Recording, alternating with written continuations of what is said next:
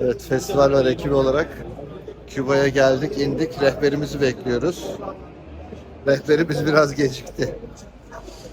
Bakalım nasıl olacak bundan sonra.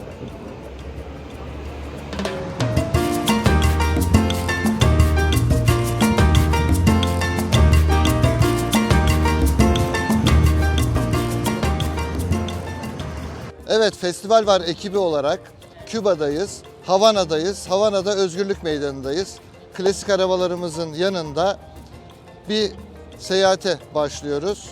Evet, festival var ekibi olarak Küba'yı gezeceğiz, Havana'yı gezeceğiz ve bakalım Küba'da nelerle karşılaşacağız. Haydi hep birlikte Küba'yı gezmeye gidiyoruz.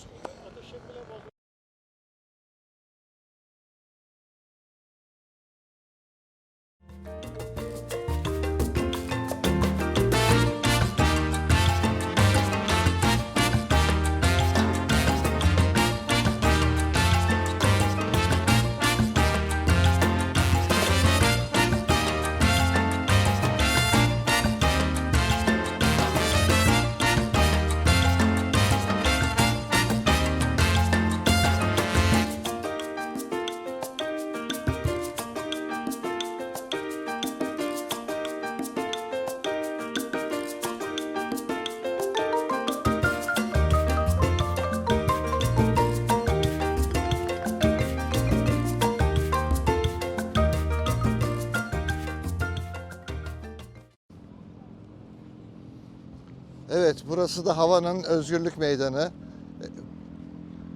Gayet geniş bir meydan. Evet, bu anıtta sanırım Özgürlük Anıtı. Evet, her yerde Che Guevara'nın silüetleri var, resimleri var. Evet, bizim için çok güzel bir yer. Tarihi bir yer. Dünya tarihine ev sahipliği yapmış bir yer. Evet, rehberimiz Emre Bey de bizi Küba ile ilgili bilgilendirmekte. Bu meydanla ilgili bir bilgi alabilir miyiz? Tabii ki burası Devrim Meydanı. 1958'de aslında Batista tarafından yapılıyor. Baştaki ismi Şehir Meydanı. Ondan sonra devrim olduktan sonra tabii 1960'da hemen devrimden bir yıl sonra ismini değiştiriyorlar ve Devrim Meydanı'na çeviriyorlar. Şu görmüş olduğunuz merdivenlerin üst tarafında Fidel Castro tarihi konuşmalarını yapıyor. Havana deklarasyonları var ünlü 1961-62. Öyle olduğu için ve sonraki tabii 1 Mayıs'larla birlikte Küba devrimi ve Fidel Castro ile özdeşleşiyor. Fidel'in çok uzun 7-8 saat süren konuşmaları olmuş hep burada. Çok iyi bir hatipmiş herhalde. Aynen, zaten temel şeyi o. En etkili olduğu kısmı o. Yoksa yazar olarak çok fazla bir şeyi yok yani. Çok bir iddiası yok aslında. Ama hatip olarak çok ciddi şekilde etkili. Kitleler üzerinde çok fazla nüfus sahibi olabiliyor bu sayede. Şu gördüğünüz caddenin ismi Paseo. Denizden ta buraya kadar gelir. Gördüğünüz gibi geniş bir cadde, bulvar. Burada 1 Mayıs yapılır. Kortejler ilerideki alt geçinin önünde toplanmaya başlar. Sonra benim karşımdaki daha doğrusu ışıklara gelince tamamlanır. Yani şöyle oluyor. Sabah 7'de başlıyor. En önde olan öğrenciler bir 15-20 dakikada bitiriyorlar 1 Mayıs'ı. En arkadakilerin bitirmesi neredeyse 3 saat veya daha fazla sürüyor. 1 Mayıs önemli tabii onlar için. De bunlar için önemli aynen. En az 1 milyon kişi oluyor zaten burada yani. 1 milyon, 1,5 milyon civarı insan toplanıyor her yıl. Evet, teşekkür ediyoruz. Ne demek? Devrim Meydanı'ndan ayrılıyoruz ve Küba sokaklarını gezmeye başlıyoruz. Küba sokakları gerçekten başkent Havana 1960'lardan kalma bir şehir. 60'ların tüm izlerini bu şehirde görebiliyorsunuz. Yapılar muhteşem fakat çok eski, restore olmayı bekleyen yapılar. Şehirde yol kat ettikten sonra karşılaştığımız 50'lerin ve 60'ların tüm görüntülerini burada görebiliyoruz. Evet, bu arabada gerçekten bizim için nostaljik filmlerde gördüğümüz bir araba. Ve muhteşem bir yapıyla karşılaşıyoruz. Bu yapı 1958 yılında dönemin en muhteşem oteli olan Hilton. Havana'da yapılan bu Hilton yaklaşık o zamanın parasıyla 20 milyon dolara mal olmuş. O zaman için çok büyük bir para. Hilton bu oteli yaptıktan sonra yaklaşık 1,5 yıl işletebilmiş. 1,5 yılın sonunda devrim oluyor ve Fidel Castro otele el koyuyor. Otelin mimarisi gerçekten muhteşem. Girdiğiniz zaman etkileniyorsunuz. Fidel Castro otele el koyduktan sonra 17. katını kendisi için ofis olarak kullanmaya başlıyor. Tabii Nazım Hikmet de bu otelin yapımı esnasında 1958 yılında Küba'ya geliyor ve onun resmi de otelin 1. katında sergilenmekte. Eski adı Hilton, yeni adı Havana Libre olan otelden ayrıldıktan sonra Havana Üniversitesi'ne gidiyoruz. Havana Üniversitesi'nin önemi Fidel Castro'nun da bu üniversitenin hukuk fakültesinden mezun olması ve ilk öğrenci hareketlerini burada başlatıyor. İyi bir hatip olduğu ve iyi bir lider olduğu ilk olarak burada dikkat çekmeye başlıyor. Ve Fidel Castro devrimin ilk kıvılcımlarını bu merdivenlerde atmış. Küba mimarisi çeşitli etkilerin birleşimiyle şekillenmiştir. İspanyol kolonyal dönemden kalma tarihi binalar, renkli sokaklar ve zarif caddeler Küba'nın mimari kimliğini oluşturur. Özellikle Havana'da İspanyol barak tarzı binalar ve kolonyal döneme ait yapılar bulunur. Küba'da mimari, tarih ve kültürle birlikte moderniteyi yansıtan bir karışımdır. Havana devrim öncesi en fazla sinema salonuna sahip olan şehirdi. Bu gördüğünüz salonda o zamanlardan günümüze kalan bir sinema salonu. Trafik akıyorsa onun önceliği, sende değil yani. Ama kimse yoksa direkt geçebilirsin. Havana'nın ara sokaklarında gezerken çok enteresan bir kafeye rastladık.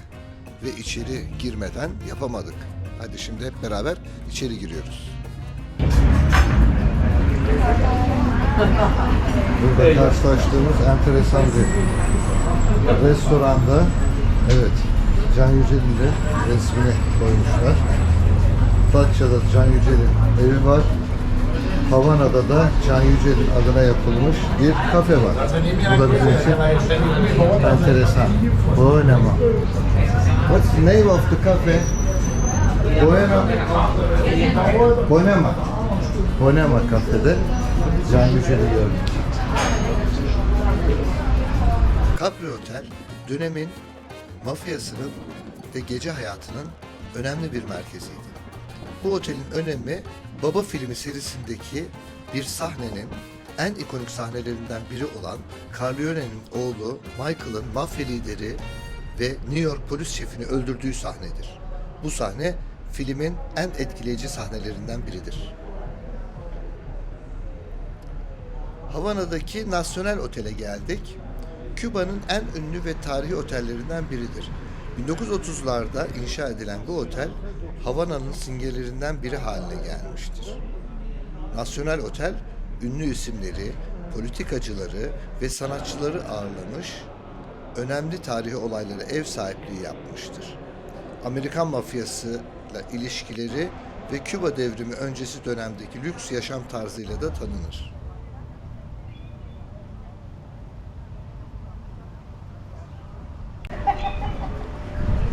Nacional Otel'in bahçesi gerçekten görülmeye değer.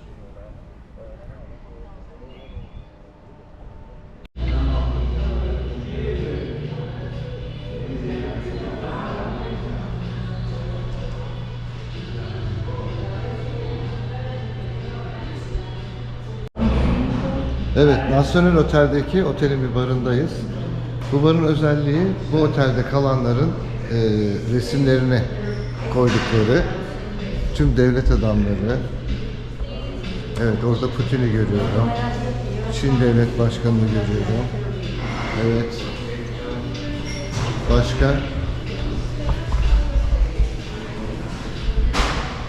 Evet, burada.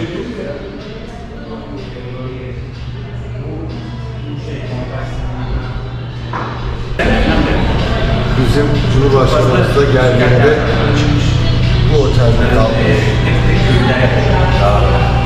Onun da resmini koymuşlar.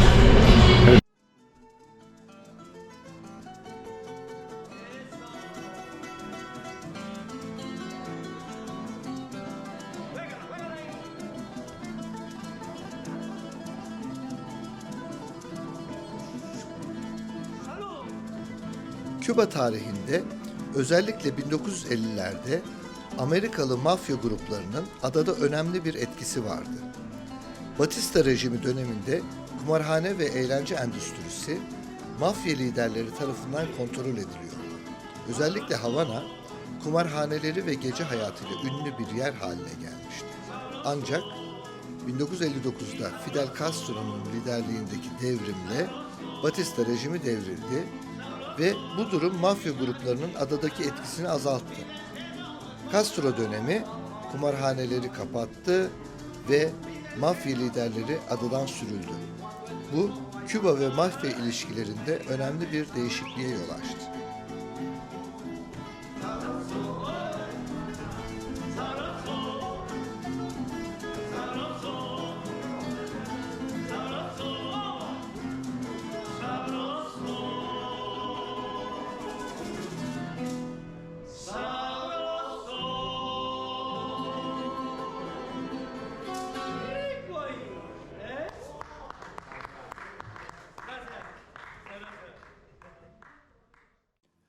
Nasyonel Otel'in bahçesinde deniz manzarasını izledikten sonra tropikal meyvelerden hazırlanmış kokteylimizi içip Küba müziği dinliyoruz.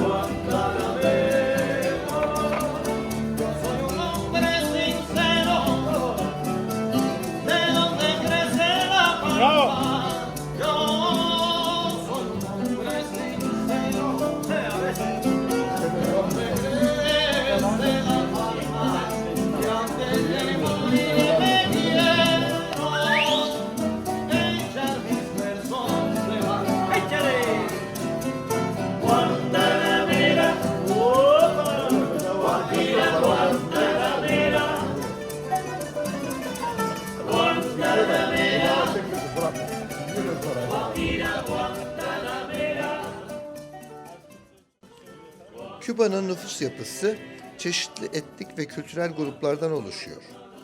Büyük çoğunluğu İspanyol kökenli olan beyaz Kübalılar nüfusun büyük bir kısmını oluştururlar. Afro-Kübalılar da önemli bir nüfusa sahiptirler ve Afrika kökenli kültürel ve dini miraslarıyla ülke kültürüne büyük katkı sağlarlar.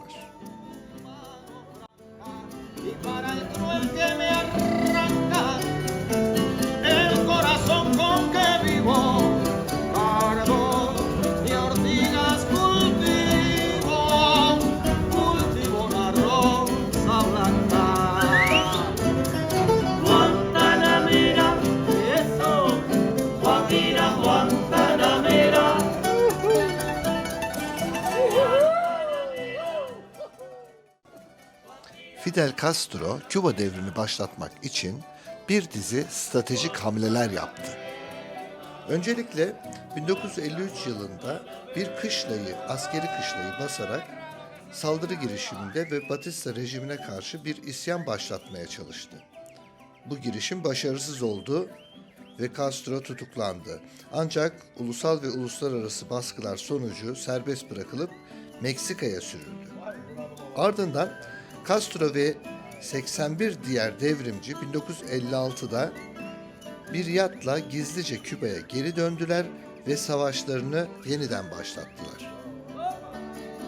Dağlarda gerilla savaşı yürüterek halkın desteğini kazandılar ve sonunda 1959'da Havana'ya ilerleyerek Batista rejimini devirdiler. Castro'nun liderliğindeki devrim, halkın destek ve uluslararası yardımın da etkisiyle başarıya ulaştı.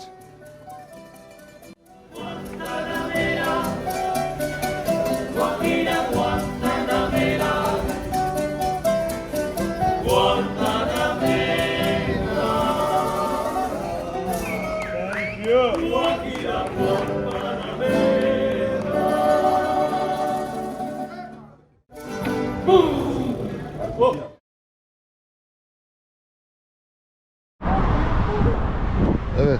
İlk turumuza bu arabalarla gideceğiz.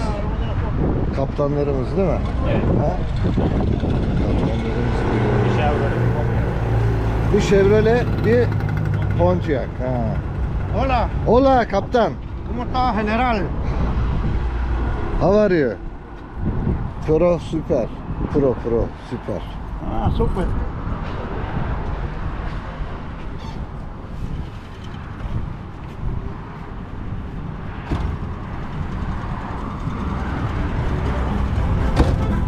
Abi hemen koruldun yani.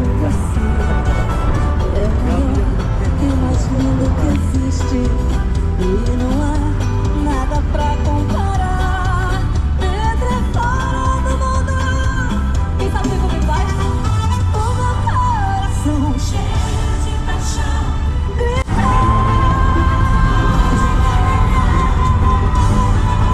Kaptanımız da müthiş ya.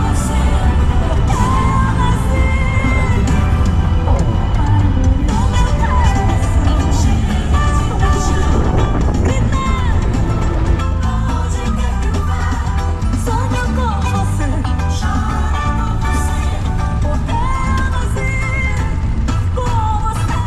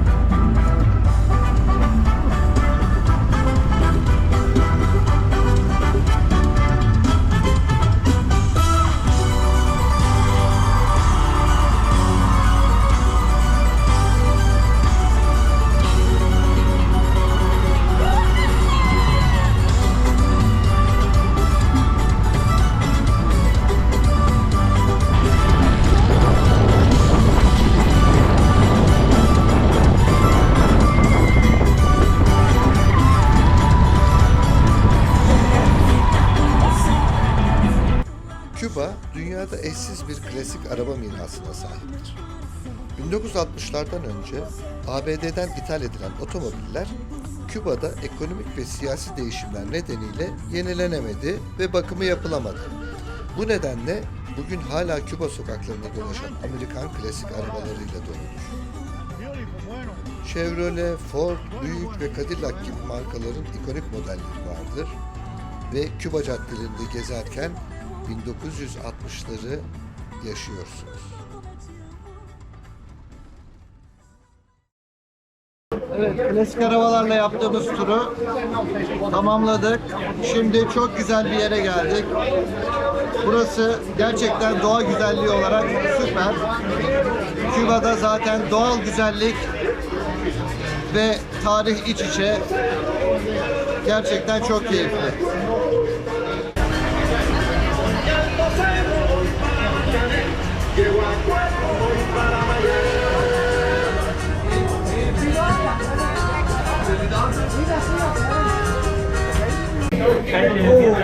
Evet, şimdi de güzel mi? Bu güzel bir şey. Ananasın içine rom döküyoruz. Aynen böyle. Önce bir rom için. Romsun içine. Yoğurt gibi. Ananası içeri. Ananas da var. Şey de var. Süt de var. Karıştıralım. Süt var, ananas var, rom var. Hindistan cevizi. Hindistan cevizi.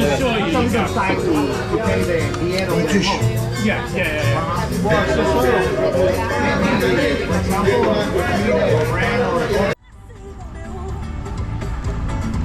Amado como eu te amo. Assim, meu. Amado como eu te amo. Eu sei que ninguém que vai. Kaptan, Ah, capitán. thank you very much for everything. Kaptanımızla çok güzel bir şehir turu yaptık. Bizi hem eğlendirdi, hem şehri tanıttı. Kendisi de Brezilyalıymış. Evet, Brezilyalı ama Küba'da. Küba'da yaşıyor. Thank you. Teşekkür. Grazie. Türkçe. Turquía. Türkiye teşekkür. Merci. Merci. Messi. Teşekkür. Bye bye.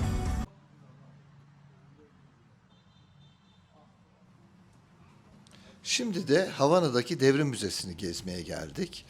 Devrim Müzesi'nde devrim esnasında kullanılan araçlar sergilenmekte. Bu araçlardan bir tanesi çok ilginç. Gerillalar şehre gelirken gizli olarak posta arabasıyla gelmekteler. Bunlardan bir tanesi tespit edilmiş, taranmış ve içindeki tüm gerillalar öldürülmüş Batista rejimi tarafından. O öyle olduğu için onun etkisiyle başka bir öğrenci grubu da işte bu başkanlık sarayına saldırıyor. Burası eski başkanlık. Evet, bu araçtan sağ çıkmak mümkün değil.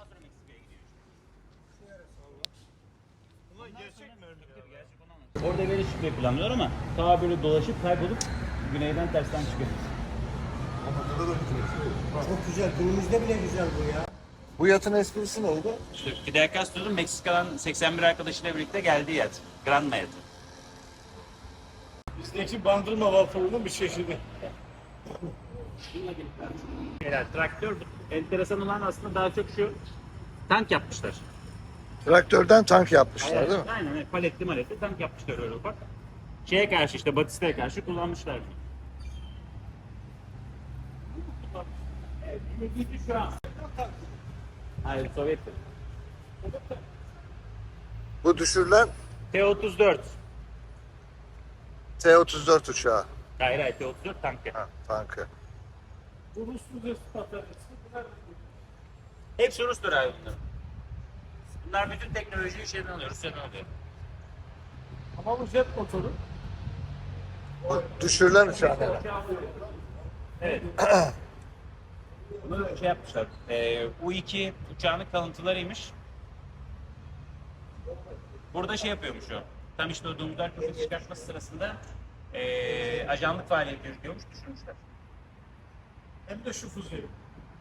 Evet.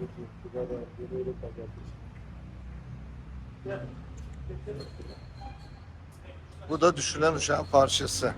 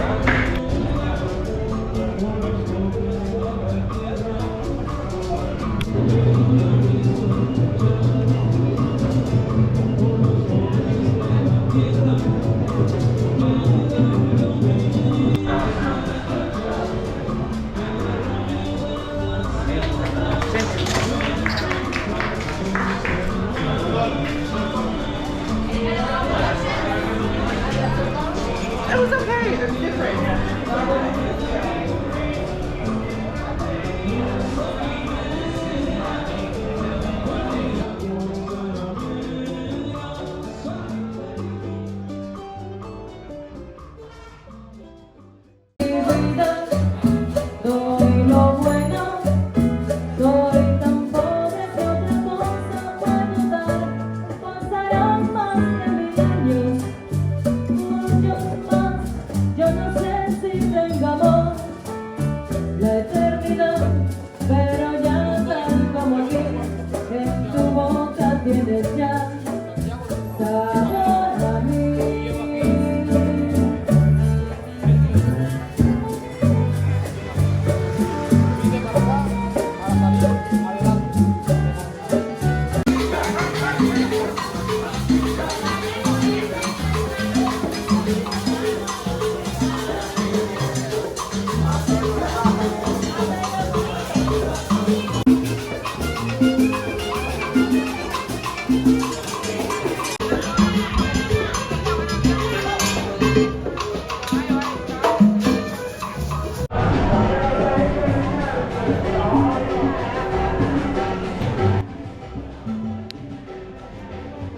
Havana'nın arka sokaklarında gezerken çok tarihi bir bara rastladık.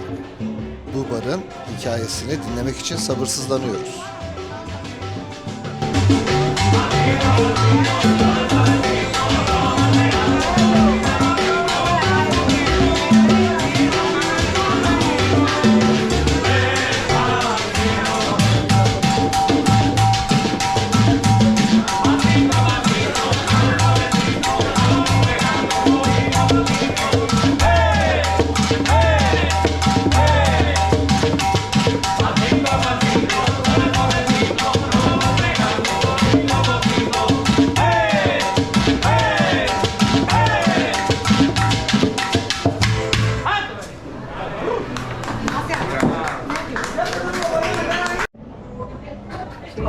Evet, nedir hikayesi? Amerikalı yazar var, Ernest Hemingway, Nobel ödüllü.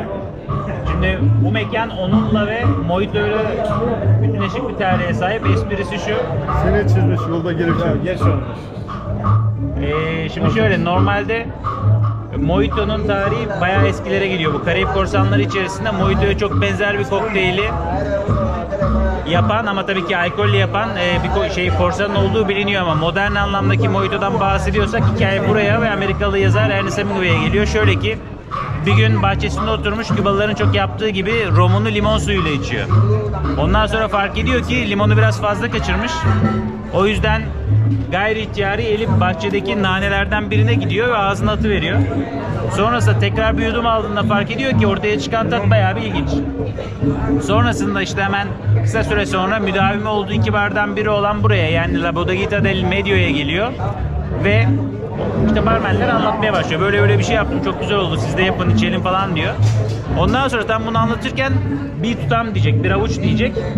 Dili sürçüyor, mojito diye veriyor. Normalde manao demesi lazım. Mojito'nun herhangi bir anlamı yok İspanyolca'da. Böyle olunca tabii barmenler gülmeye başlıyorlar. Mojito mu? Ha, o neymiş falan diyorlar. Sonrasında bakıyorlar ki ama kokteyl hakikaten güzel. Bunun üzerine hemen o hafta burada satışı yapılmaya başlanıyor ve ismini de istemeden Ernest Hemingway koymuş oluyor. Dünyada ilk mojito satışı yapılan yer burası. Yani ilk ticarileştirildiği bir bar burası. Öncesinde de gene zaten ünlü bir mekan, zaten Hemingway boşuna müdavimi olmuyor. Şairlerin, yazarların falan geldiği bir yermiş. Yani çok böyle şiir tadında sohbetlerin döndüğü ve Küba'nın ulusal şairi Nicolas Guillen'in de sürekli vakit geçirdiği önemli tarihsel bir bar. Aquí en el Hotel Inglaterra. Amigo. Seguro, con el amigo aquí en el Hotel Inglaterra. Evet. Arkadaşımız da Küba'da bir sigara yaptı. Çok dost olduk değil mi? Dostuz. Seguro, aquí en el Hotel Inglaterra.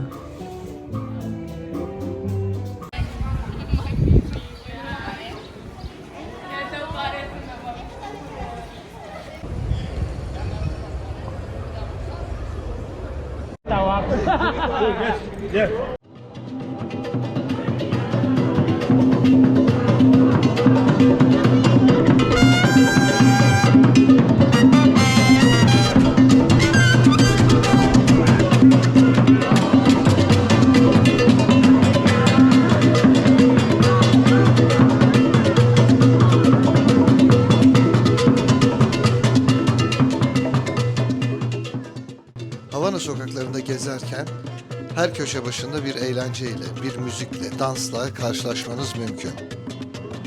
Gece gündüz sürekli müzik var, dans var ve Kübalılar eğlenmeyi biliyor.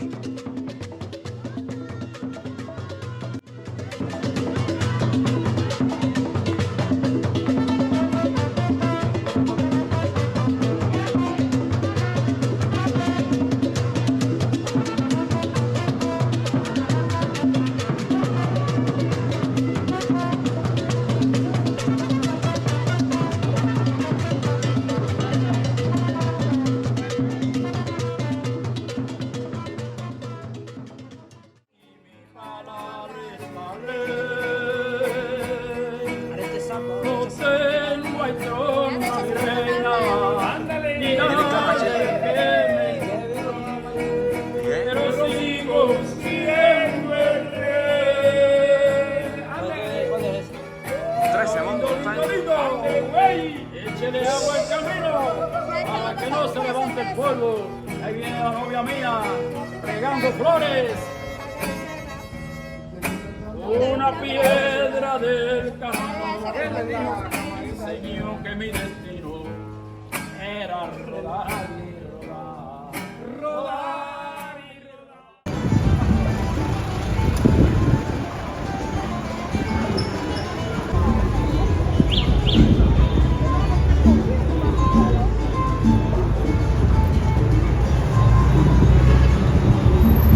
Havana Kapitol, Küba'nın başkenti Havana'da bulunan ve ülkenin en ikonik yapılarından biri olan Ulusal Kapitol'dür. 1929'da tamamlanan ve neoklasik tarzdaki yapı, Amerika Birleşik Devletleri Kapitol binasına benzemektedir ve döneminin en yüksek binasıdır. Havana Kapitol, Küba'nın siyasi ve kültürel tarihinde önemli bir yer oynamıştır. Bugün turistlerin ziyaret ettiği ve Havana'nın simgelerinden biri olan bu yapı, şehrin tarihi ve mimari mirasının önemli bir parçasıdır.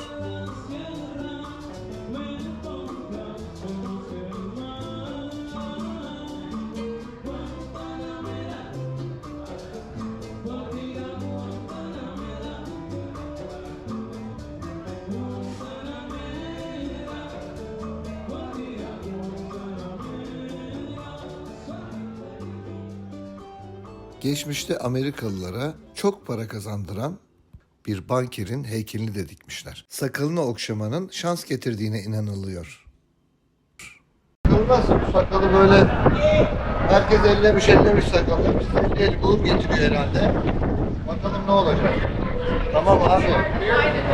Elinde ne var? Bir şey yok. Elinde de ellemişler. Çok sivri ama bu. Neyse sakalını elleyelim. Şans getirsin. Hadi bakalım. Evet, Havana'da gezerken bir de Atatürk'ün heykelinden rastladık. Evet, Atatürk her yerde olduğu gibi Küba'da, Havana'da da Atatürk'ün heykeli dikilmiş. Her yere dikilmesi gereken bir şey. Evet, bu tank Fidel Castro'nun Domuzlar Körfezi çıkartması esnasında kendisinin de içinde bulunduğu ve bizzat sürdüğü tank. Evet, enteresan. Fotoğrafını da koymuşlar. Evet. Evet, burası da Fidel Castro'nun konuşmalarını yaptığı balkon. Şu anda müze olarak kullanılmakta.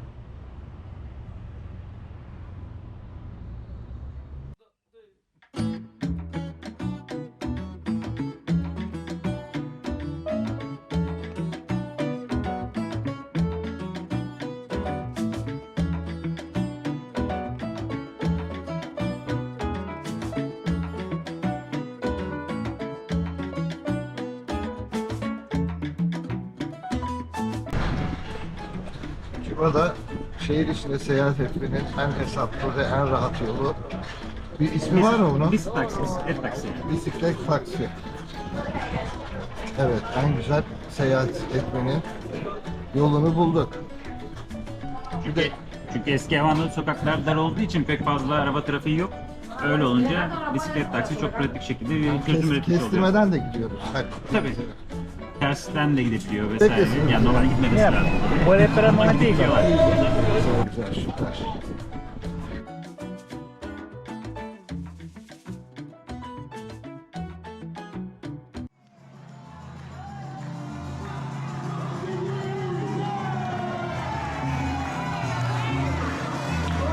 Havana'da bir dans okuluna geldik ve burada bir sürprizle karşılaştık.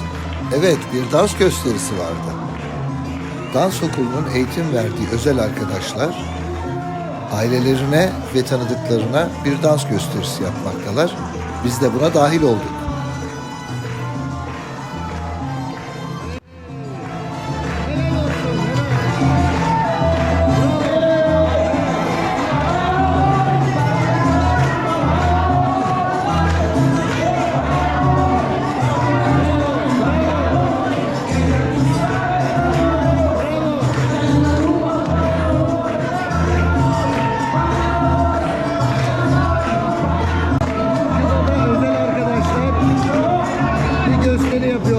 Çektik. Gerçekten çok güzel. Tüm Kübalıların hangi seviyede olursa olsun dansa olan ilgileri süper, yetenekleri de süper. Evet. Bravo, bravo, bravo, bravo, bravo. Evet, Küba'da bir pazara geldik. Burası tabloların yapıldığı ve satıldığı çok büyük bir pazar. Evet, Küba'da gerçekten Küba sanatçıları Çok güzel. Biraz onları göstermek istiyorum. Evet, bir tablo alır mıyız buradan acaba? Gerçekten çok büyük. O yüzlerce sanatçı var. Burada tablolarını satmaya çalışıyorlar.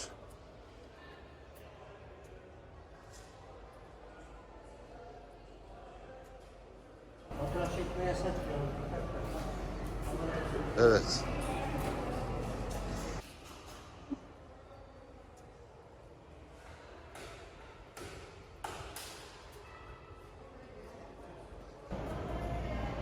Burada da yeni yaptıkları tabloları satışa sunmak için hazırlıyorlar. Falan. Belki 5 tane ama daha Evet.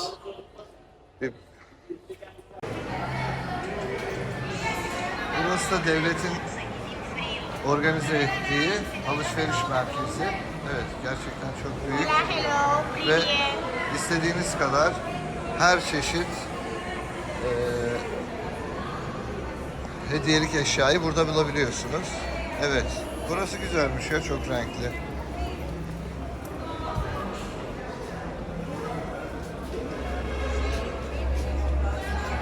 Evet, güzel.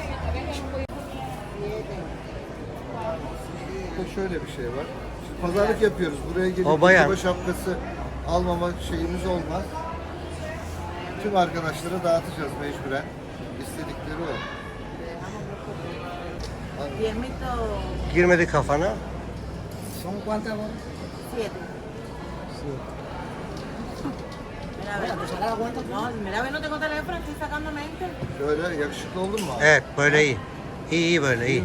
Şöyle de Aynen aynen. Y ahí te da por ciento. Güzel. Evet.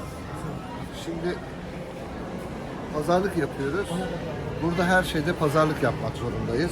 Aynen öyle. Ve önce 10 dolardan başladı tanesine. Şimdi tanesini 2 dolar alıyoruz. Evet. Right. Ok. Sorry. Havana sokakları gündüz olduğu gibi gece de ışıl ışıl ve muhteşem bir görüntüye sahip.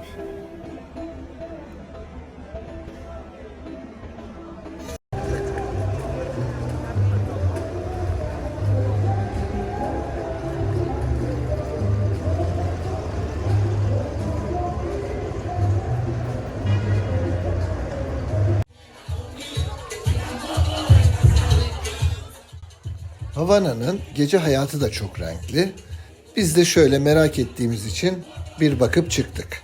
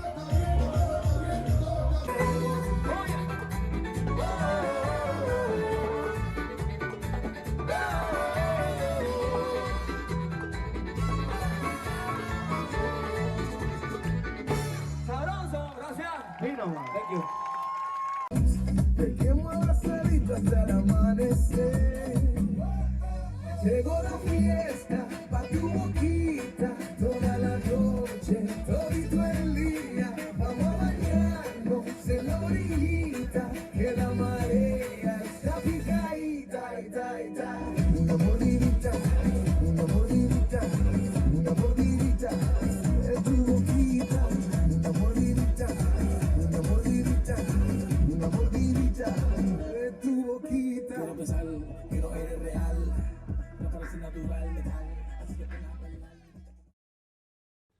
Evet, artık Havana'dan ayrılma zamanı geldi. Havana'dan ayrılıp Havana'ya yaklaşık 2,5 saat uzaklıkta olan bir sayfiye yerine gidiyoruz.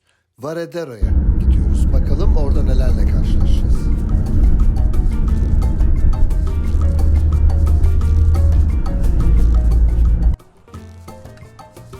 Evet, Festival Var ekibi olarak Küba'da Havana'ya öncelikle gittik. Daha sonra da 25 kilometrelik turkuaz sahilleri olan Varadero'ya geldik.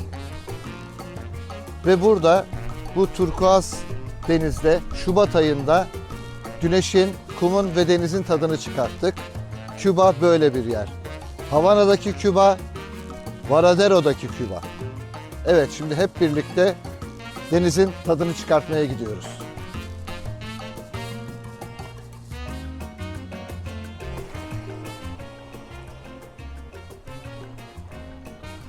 Evet, turkuaz denizinde Varadero'nun turkuaz denizi.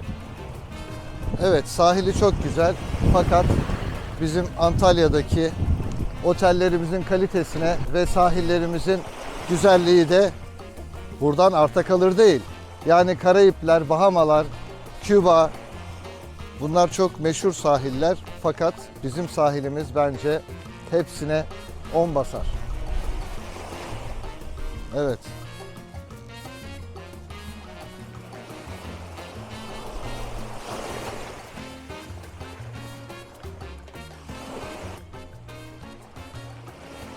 Bu nostaljik ve egzotik ülkeden ayrılma zamanı geldi. Küba'dan ayrılıyoruz. Bir sonraki seyahatte buluşmak üzere. Hoşça kalın.